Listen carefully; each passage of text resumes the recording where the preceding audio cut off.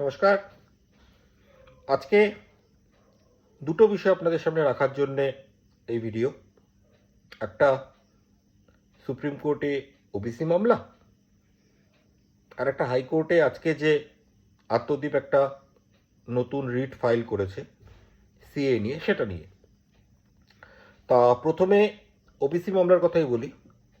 আজকে হাইকোর্টে 11 নম্বর আইটেম ছিল এটা লিস্টে, সুপ্রিম কোর্টে 11 নম্বর আইটেম ছিল। তো শুনানি খুব বেশিক্ষণ হয়নি, সময় স্বল্পতার কারণে। তো বিচারপতি, প্রধান বিচারপতির ডিভিশন বেঞ্চ এটা বলেছেন যে যতক্ষণ না হাইকোর্ট, সুপ্রিম কোর্ট এই বিষয়ে কোনো সিদ্ধান্ত নিচ্ছে, মানে ওবিসি এ সংক্রান্ত বিষয়ে, ততক্ষণ যেন হাইকোর্ট এই বিষয়ে কোনো রকম সিদ্ধান্ত নেওয়া থেকে বিরত থাকে। এটা আমার কাছে আজকে কিছু কিছু মিডিয়া এটাকে রাজ্য সরকারের বিরাট জয় মানে এরকমভাবে পোর্ট্রে করছে বা প্রজেকশন করছে, প্রকাশ করছে, কিন্তু এটা আমার কাছে পরিষ্কার নয় যে সুপ্রিম কোর্টের রায় আসবে বলেই তো হাইকোর্ট প্রায় 2 মাস আগে 18 নভেম্বরে ডেট ফিক্স করেছিলেন, যাতে সুপ্রিম কোর্টের রায়ের সঙ্গে রায়টা শুনে তারা সেই অনুযায়ী বক্তব্য রাখতে পারে।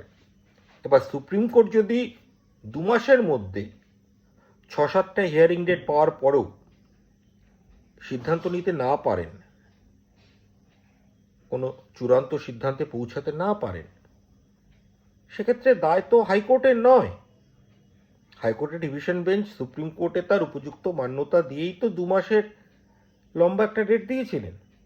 তো আজকে বিচারপতি গাভাই, প্রধান বিচারপতি, তিনি যেই মন্তব্যটা করলেন যে সুপ্রিম কোর্টের বক্তব্য না শুনে যেন হাইকোর্ট রায় না দেয়, তা দেবেই বা কেন? এটা কি নিজের অথরিটি এস্টাবলিশ করার একটা চেষ্টা? কারণ এর আগেই অন্য একটা কেসে আমরা দেখেছি বিচারপতি গাভাই তিনি এজিকে বলেছেন যে আপনার যদি মনে হয় যে আমার কোর্টে আপনি বিচার করবেন না, আমার ডিভিশন বেঞ্চে আপনি বিচার চান না, তাহলে বলে দিন।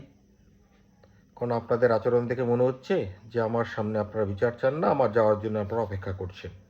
তো এই ধরনের ফ্রাস্ট্রেশন, এই ধরনের হতাশা এবং এই ধরনের অথরিটি এস্টাবলিশ করার চেষ্টা, অথরিটি শুড কাম ন্যাচারালি।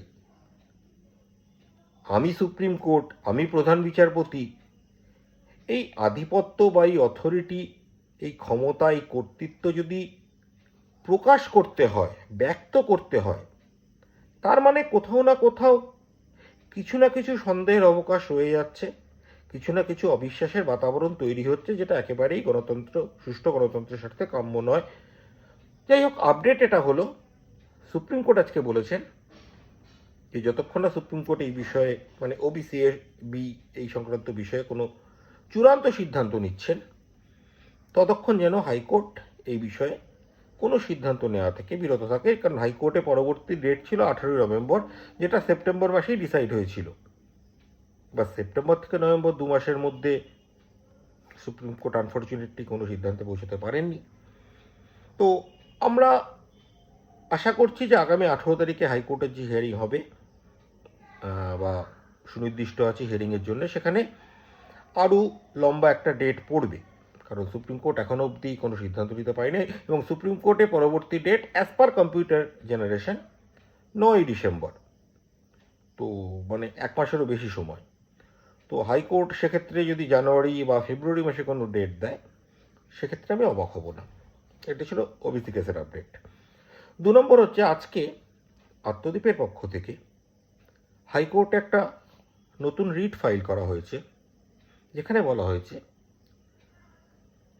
যে সিএএ, সিটিজেনশিপ অ্যামেন্ডমেন্ট অ্যাক্ট বা নাগরিকত্ব সংশোধনী আইন, তাতে নাগরিকত্ব আবেদন পাওয়ার থেকে নাগরিকত্ব প্রদান পর্যন্ত যে প্রক্রিয়াগুলো আছে, সেগুলোকে টাইম বাউন্ড করার জন্য, সময় ভিত্তিক করার জন্য, তাদের প্রত্যেকটা স্টেজে সময়সীমা নির্ধারণ করার জন্য।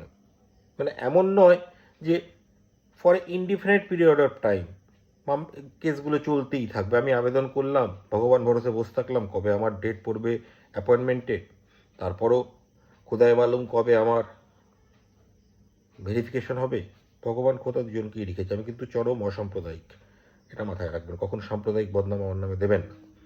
তো যাই হোক, তো আজকে আমরা যেটা আবেদনটা রেখেছি যে সিএর প্রতিটা পর্যায়ে, সেটা ডকুমেন্ট সাবমিশন হোক, ভেরিফিকেশন হোক এবং এম্পাওয়ার্ড কমিটি দ্বারা সার্টিফিকেট প্রদানই হোক, প্রত্যেকটার একটা নির্দিষ্ট সময়সীমা চূড়ান্ত করতে হবে এবং সেটা প্রকাশ করতে হবে, 1 নম্বর।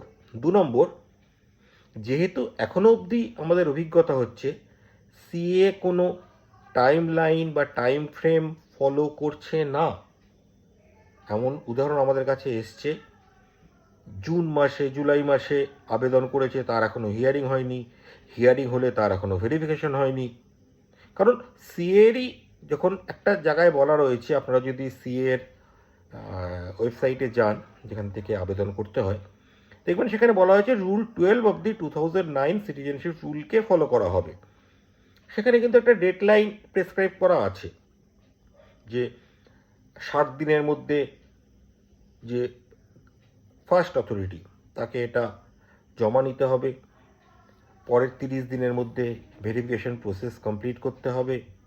কিন্তু বাস্তবে আমরা দেখতে পাচ্ছি এগুলো খালি কাগজে কলমেই রয়ে গেছে, বাস্তবায়িত হচ্ছে না। তাই আমরা মহামান্য আদালতের কাছে, কলকাতা হাইকোর্টের সামনে একটা জনস্বার্থ মামলা দায়ের করেছি, যেখানে আমরা সিএ টাইম বাউন্ড ডিসপোজাল চেয়েছি এবং সাথে যেহেতু এটা হচ্ছে না, তাই আমরা আবেদন করেছি যাতে যারা সিএতে আবেদন করেছেন বা করছেন, যে 6টা সম্প্রদায়, প্রতিবেশী দেশের সংখ্যালঘু সম্প্রদায়, হিন্দু, শিখ, জৈন, বৌদ্ধ, খ্রিস্টান এবং পার্সি, তারা যদি সিএতে আবেদন করে থাকেন, যেহেতু এখনও অবধি কোনো টাইম লাইন ফলো করা হচ্ছে না সিএর প্রসেসিংয়ের ক্ষেত্রে, তাই তাদের আবেদনপত্রকে এসআইআরে, যেটা নিবিড় বিশেষ নিবিড় সংশোধনী একটা প্রকল্প চলছে এসআইআর, তার আন্ডারে যে 11টা ডকুমেন্ট আছে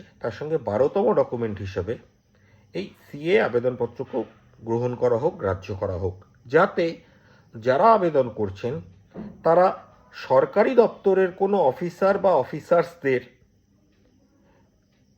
গতানুগতিকতার কারণে বা প্রোক্রাস্টিনেশনের কারণে, ডিলে করার কারণে যেন তারা ভিকটিম না হয়, সেই কারণে আমরা মহামান্য হাইকোর্টের কাছে আবেদন রেখেছি। তো এই দুটো আপনার দেয়া ছিল। ভালো থাকবেন, অনেক ধন্যবাদ।